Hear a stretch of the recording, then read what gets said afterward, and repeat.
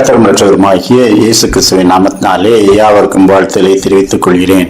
ஒரு பிரபல வயலின் வித்வான் அவர் தன்னுடைய சுயசரிதையில் இப்படி குறிப்பிடுகிறார்.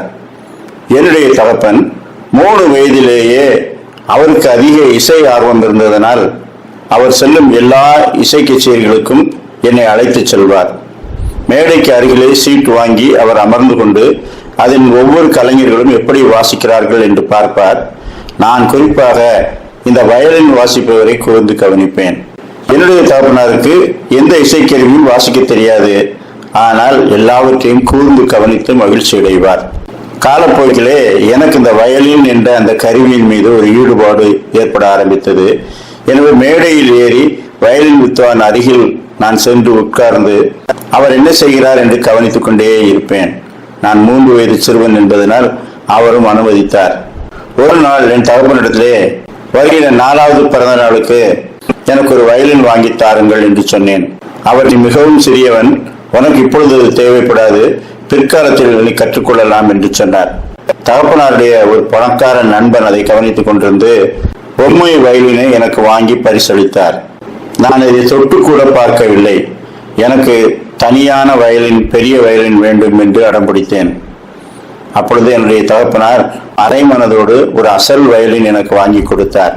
நான் அதை எடுத்து கடைசியாக நாங்கள் போய் வந்த கச்சேரியிலே அந்த வயலின் வித்வான் எப்படி வாசித்தாரோ அதே பண் ஒன்றை வாசித்து காட்டினேன். அவர் அசந்து போனார்.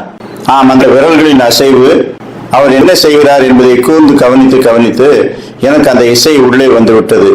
அதன் பிறகு 5 வயதிலேயே என்னை ஒரு பெரிய வித்வானிடத்திலே சங்கீதம் கற்றுக்கொள்ள அனுப்பினார்.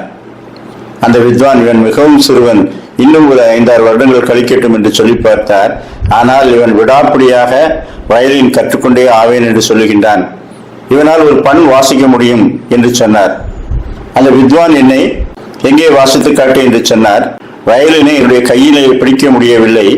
ஆனாலும் மேசையில் வைத்து அந்த ஒரு பண்ணினை இசைத்து காட்டினேன். அவரும் அதிர்ச்சி அடைந்தார். அப்படியானால் நீ கண்டிப்பாக என்னிடத்தை கற்றுக்கொள்ள வேண்டும் என்று 2 வருடங்கள் எனக்கு கற்றுக் கொடுத்தார். அவர் இதற்கு மேல் நீயே கற்றுக்கொள், எனக்கு தெரிந்தது இவ்வளவுதான் என்று சொல்லிவிட்டார்.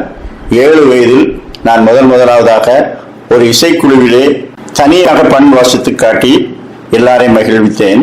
12வது வயதிலே தனியான இசை கச்சேரி செய்யும் அளவுக்கு தேறிவிட்டேன். ஆக இந்த அசட்டை பண்ணப்படும் போதெல்லாம் எனக்குள்ளே ஒரு உத்வேகம் வரும். அதுதான் என்னை உயர்ந்தவனாக்கியது என்று சொன்னார். கர்த்தருடைய ஊழியத்தை செய்யும் போதும் பல சமயங்களிலே நாம் அசட்டை பண்ணப்படுகின்றோம். இவர்களால் என்ன செய்ய முடியும், இவர்களுடைய பேச்சுத்தான் இப்படி இருக்கும், ஆனால் காரியத்திலே ஒன்றுமில்லை என்று சொல்வார்கள். குறைந்த வயதுள்ளவர்களால் பெரிய அளவிலே ஊழியம் செய்ய முடியாது, இன்னும் எக்ஸ்பீரியன்ஸ் தேவை என்று சொல்வார்கள்.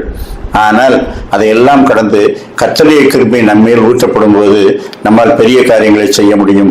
1 தீமோத்தேயு 4ஆம் அதிகாரம் 12ஆம் வசனம், உன் இளமையை குறித்து ஒருவனும் உன்னை அசட்டை பண்ணாதபடிக்கு நீ வார்த்தையிலும் நடக்கையிலும் அன்பிலும் ஆவியிலும் விசுவாசத்திலும் கற்பிலும் விசுவாசிகளுக்கும் மாதிரியாயிரு. ஒரு இளைஞனை மாதிரியாயிருக்க சொல்லுகின்றார். எல்லாவற்றிலும் பெரியவர்களுக்கு நீ மாதிரியாயிரு என்று சொல்லுகின்றார். ஆகையால் அசட்டை பண்ணுகிறவன் மனுஷரை அல்ல, தமது பரிசுத்த ஆவியை நமக்கு தந்தருளின தேவனையே அசட்டை பண்ணுகின்றான். ஆவியிலே நிறைந்தவர்கள், கர்த்தருடைய ஊழியத்தை செய்கிறவர்கள், அவர்களாலேயே கர்த்தர் பெரிய காரியங்களை செய்யும் போது அநேகர் அசட்டை பண்ணுகிறார்கள்.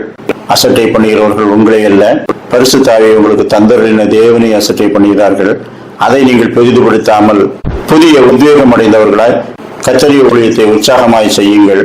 கர்த்தர் தாமே அப்படிப்பட்ட நல்ல சிந்தனைகளை இந்த நாளிலும் நமக்கு தந்தருள்வாராக. ஆமேன்.